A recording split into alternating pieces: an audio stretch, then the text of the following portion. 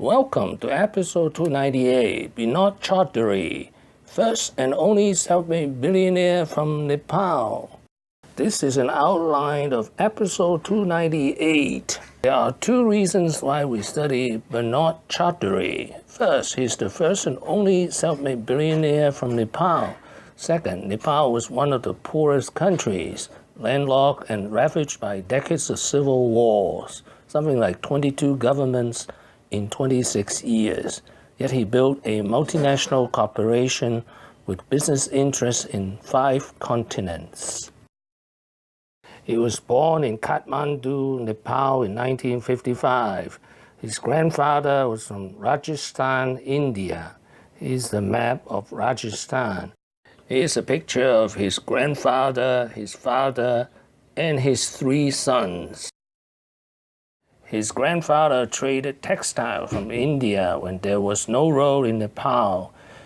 His father owned the first department store in Nepal.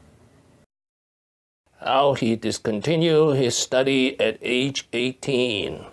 I was a good student. I was preparing to, I topped my school, I always did. And then I was preparing to become a chartered accountant.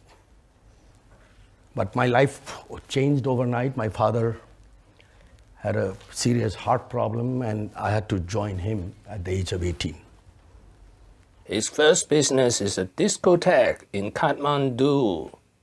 Everyone goes through that phase, while you're passing out from the school and before you really embark on a serious professional journey, so to speak.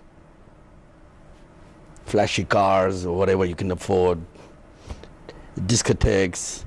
You were running a discotheque as well? I did actually. I was part of the process of opening the first discotheque of Kathmandu those days. Right.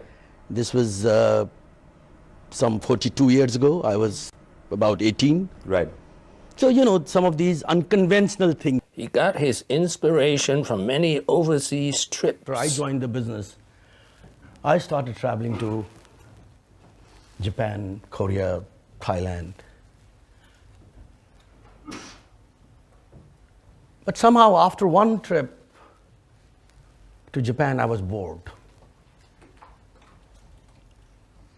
I felt that something new needs to be done. 50 of us from Nepal used to go to Japan that time. His second business, noodles. But real fame arrived in 1985 with the popularity of noodle brand YY.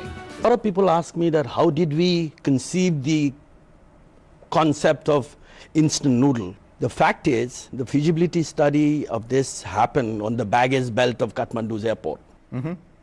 And whenever I used to land there, I started seeing that the baggage belt has practically after every suitcase, a couple of cartons of something, And then I started to focus and there. And every time they would come back, they will bring 2 cartons, 3 cartons of a product instant noodle made in Thailand by a small company. Principal owner of that Thai company, when I invited him to Nepal to look at the market, he told me that you'll be making the biggest mistake of your life if you started a noodle factory in Nepal. Nepalese can't afford it. There we were talking about producing less than 30,000 packets. And today we produce 2.2 billion packets, right, and more than in 30 countries. I think business is to a large extent about your intuition, okay? It's also about taking rational decisions based on certain fundamentals that you believe in. Mm-hmm. In 1990, he decided to expand outside Nepal. He was 35. Because Nepal that time was slowly becoming a much more open, free market. And India used to be a totally closed-door economy. Outside Nepal in 1990, because I'm a great believer in joint ventures. Okay, when I started the joint venture, which I'm very proud of with Taj, I had no hotel background. Okay, and making it relevant. At the end of the day, everybody has to start somewhere for the first time, right? Yes. We wanted to open a hotel in Nepal. Right. A Taj in Nepal, and it was not possible because they were non-compete. Taj already had a relationship. But then I was offered to look at Sri Lanka, which was a country which was in serious trouble. Terrorism, LTTE as it was at its peak. Actually, I remember it was the same time when the 6 aircrafts were bombed in Colombo airport. Not even Sri Lankans were prepared to touch that property. Rooms were sold for $20 a night. Sinovation has acquired a 51% stake in India's Fern Hotel chain, and his total hospitality operations will take an investment of over $400 million.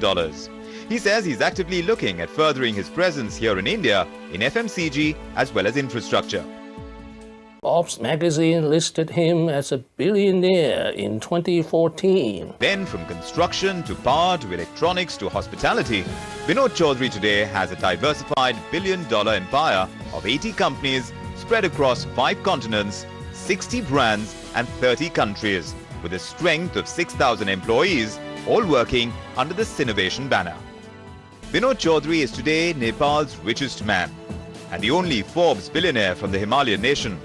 His net worth in April 2016 stood at $1.14 billion. What have I learned today?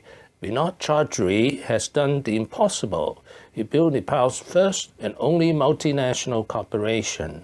There are 3 things working against him. First, political instability, the royal family intrigue and the Maoist insurgencies. Second, a country that is landlocked and basically resource poor. Third, very unfriendly government policies. Thank you for watching. Please subscribe and leave your questions and comments below. My next video will be Binod Chaudhary, 9 lessons. Wishing everyone peace and prosperity.